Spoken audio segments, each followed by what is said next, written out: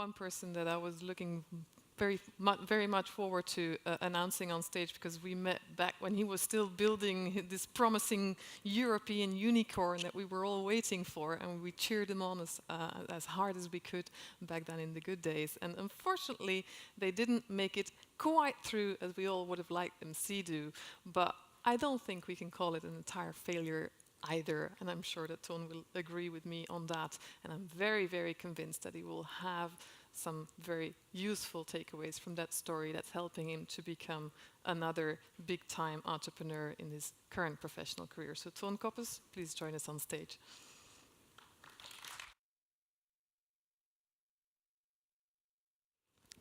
Thank you very much, and hello everybody. Indeed, it's been a fun ride, and I would like to share this with you guys. This is me. I'm the co-founder of Netlog, a social network. We had in the peak time more than 100 million users. Toon is a dating site. I will tell more about it.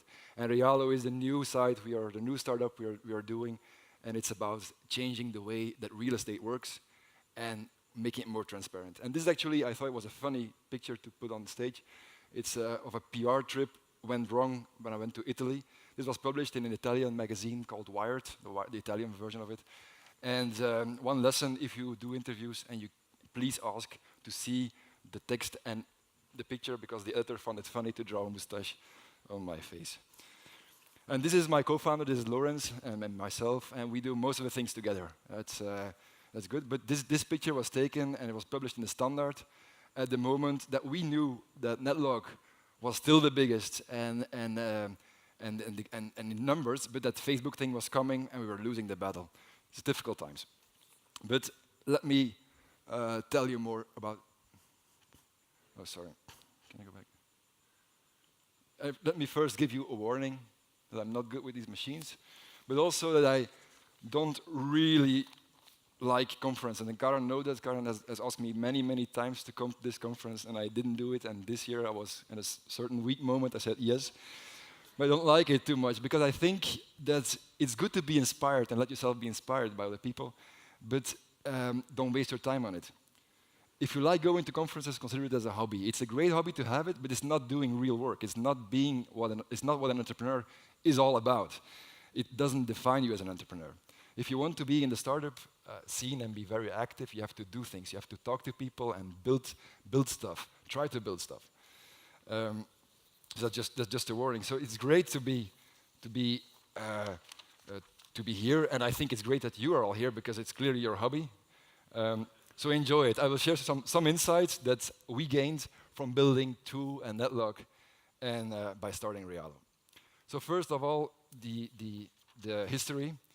This is how you saw the internet, or our internet, the page I made, ASL.to, in '99. 16 years ago. It's a long time. It's, of course, before Facebook existed, or Instagram, or MySpace. And if you wanted to go online and create your own web page, you had to know HTML. You had to know how a server worked, how to install your server. And there was no broadband yet, or not widely spread. So for myself, I was 17, and when I went online, I actually talked to my friends and said, listen, at 8 o'clock, you dial in, and we all go to the chat room, that IRC room, textual chat.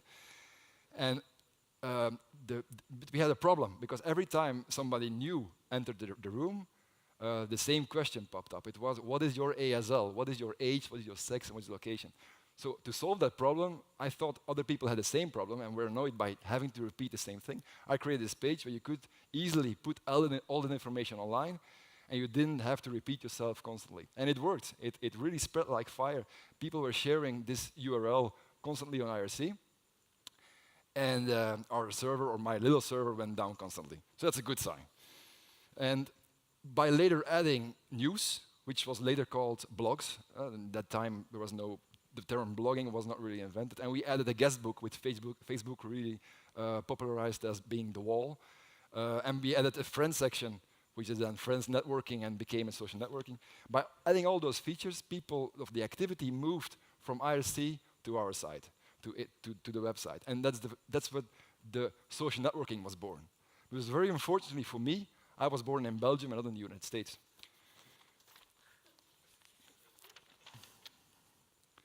I will give you more of the history, and to illustrate the difference between born in Belgium and be born in the USA, is that it started in '99, but already in 2000, 2001, we were struggling. We needed funds to buy those servers and to serve those, not that many, but still thousands of people coming to the site. So we added micropayments very early on. We also tried to put out ads on the site. It might sound very strange to you now, but at that time, convincing an advertiser to go to put his ad next to user-generated content was unseen. Everybody wanted to put their ad next to a newspaper or to a big magazine, but user-generated content, no way. We're not going to do this. Too dangerous. It's strange. It's not that strange, but now, 2015, everybody wants to put their ads on those social properties, and having them retarget and everything. Anyway, so this slide to illustrate, it was not an overnight success. It was something it took a long time of developing, of trying things, of testing it out and preparing ourselves. I was still in university, and I had to stay in university because my mother told me, you have to finish this university thing. So it took a while, and Lawrence was doing consulting. We were doing lots of different gigs, like creating websites, to get some funds in and to build this site. And in 2005, only in 2005, we decided to go full-time, to hire the first people, and to prepare ourselves for changing this website into an international thing. And it worked. We learned a lot, and we prepared ourselves, and the site was ready for a boom. And it did. In 2006 was really the breakthrough year, sorry. And 2006, 2007 was great. It was booming. We were pretty well prepared. Technically, we had a good idea of how to run those things. It was still a struggle of adding enough servers to support the growth. But the team did well. We created cool stuff, and everything was going great. And I still remember in 2006, we were having an article, a big article in Red Herring. We won a couple of prizes, also this one. And I know Lawrence did an interview, and they highlighted our stats. We were adding millions of users every month. And he ended the interview with a quote, we do not need any money, we don't need any VC, we do not want any VC. And the next day, our telephone lines were hot. People were emailing us, VCs were constantly trying to get a meeting. It seems like if you say you don't need VC and you don't need them, that they really want you and they will come for funding. So that's a bit of the silly thing is that you often get funding, but you don't need it anymore. And we didn't need it anymore. We were really growing fastly at that time, but they do seduce you.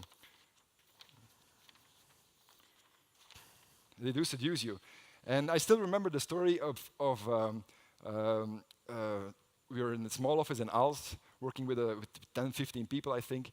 And a guy flew in apparently, and he knocked on the door. He had no appointment. He was well dressed in a nice suit.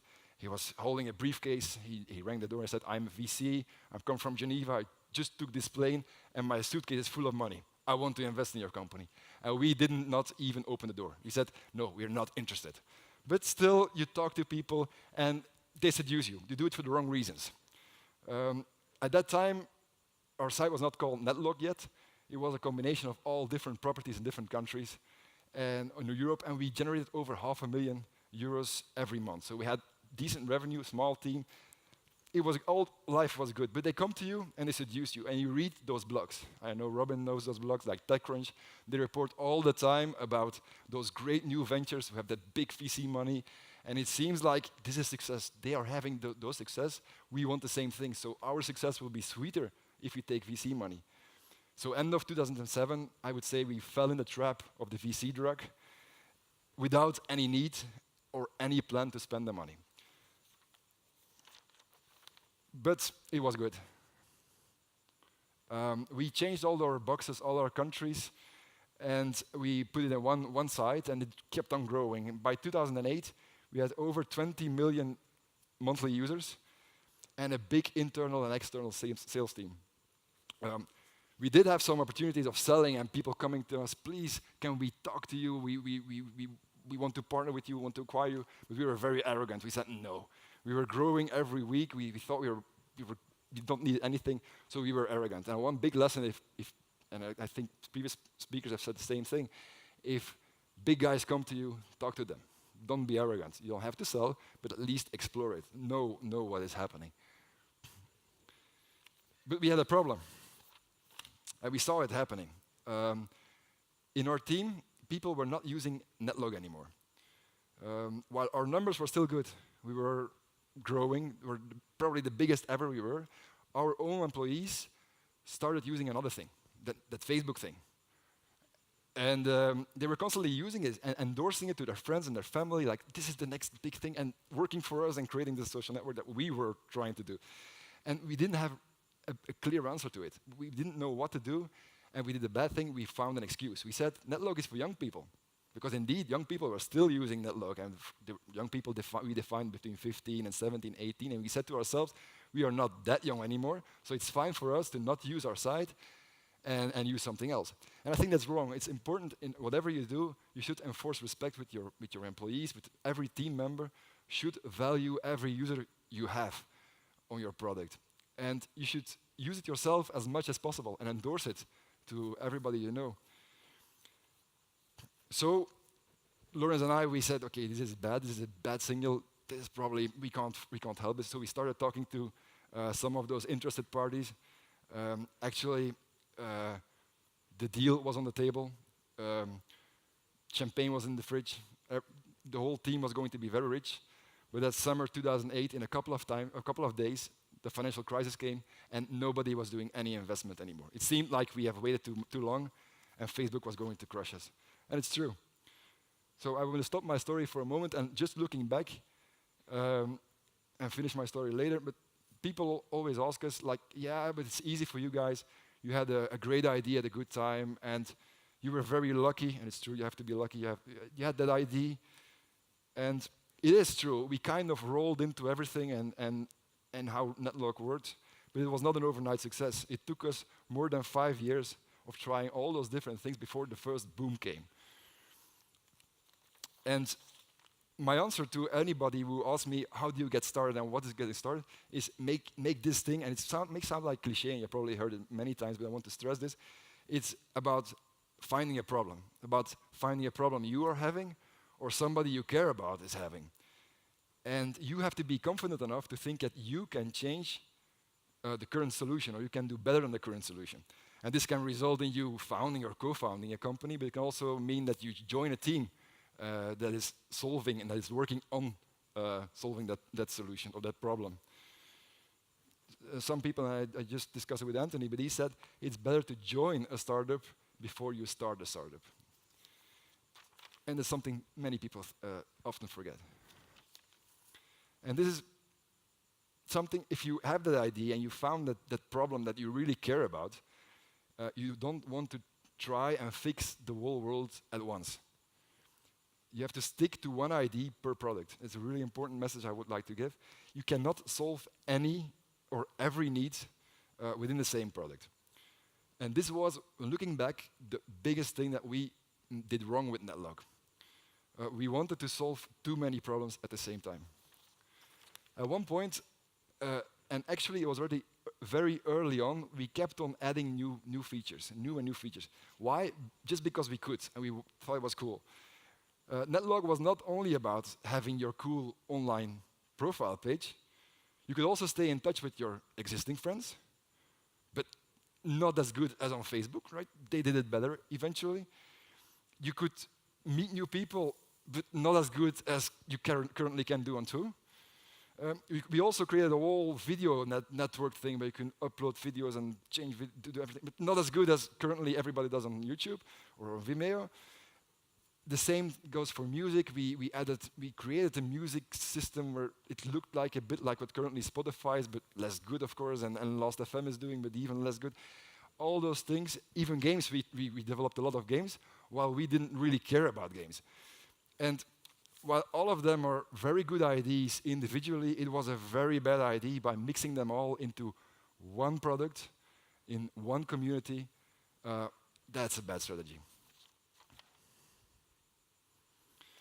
So again, I repeat this, and this is my main fail-forward advice, because I think this is where and you can find many reasons why Netlog didn't succeed to win the battle and become the Facebook of this world, and many other companies tried. But this is what we definitely did wrong. We wanted, you have to focus on one need. We have to solve only one problem in one product. And if you can, you have to be very clear about the vision, and about where you want to be. Like with Realo today, we say very clearly in 2 years' time we want to be market leading. First in Belgium, then in 10 other different markets. It helps to motivate your team of what is the end goal. And in the high days of Netlock, we didn't really know. It was just growing and growing and growing. Everything was going, it seemed like going automatically. We had no idea where we were going at or what our main aim was. So to come back with the story of what I was saying earlier, it's 2009 now, and we had to deal with reality. The party was over. Facebook really, I would say, fucked us. It didn't do anything, but still they did. They fucked many companies that did the same thing in Europe, and in Asia and so on. We managed to stay, I think, for the longest online and kept our members, and we tried and tried, but it was impossible. So everything failed. 2010, everything failed. We didn't sell the company. It's still big numbers, but irrelevant compared to Facebook. So what we did is we used actually the VC money and to change the company, to save the company, to trim down the company from over 150 people to just back to 30 people, mostly engineers, the core people. Difficult. We internally decided to develop 4 different products. Each 4 different problems, we wanted to build one new problem, and clearly Toon was our winner. Toon was the product that made sense. It made dating fun again. The problem we wanted to solve is very simple. You want to meet new people in a fast and fun way without paying premium prices. So freemium, we went freemium, new model. And we put the goal to ourselves, we want to be market leading in Europe in 2 years' time. And the team did it in 2 years' time with the freemium model. So coming back from a difficult position. We learned a lot. We learned that we should not underestimate the American power. We thought it might be better to join them. So when IAC, and IAC is a big group who have all those Vimeo, they have Tinder, they have OkCupid, they have Ask, they have Meetic. They run basically the whole dating world, but much more than that. So when they came to us and they wanted to talk to us, we were not arrogant anymore. We said, okay, let's talk and let's see what can happen. And it worked because you can learn a lot from a big company. And also we did. And Toon did great. It grew nicely further, and now today we have over 130 million users on Toon, and the revenue grew amazingly. And for Lorenz and myself, it also, working the past years in such a multi-billion-dollar company, it opened our eyes. It really showed us how they are organized and how they did it. And so, we decided that it's not impossible. It's not impossible to build a big company, to go for a multi-billion-dollar thing. And while searching for offices and searching for apartments, also for team members, and buying some homes for searching for homes for yourself, we saw that there is a big problem in Europe. If you look at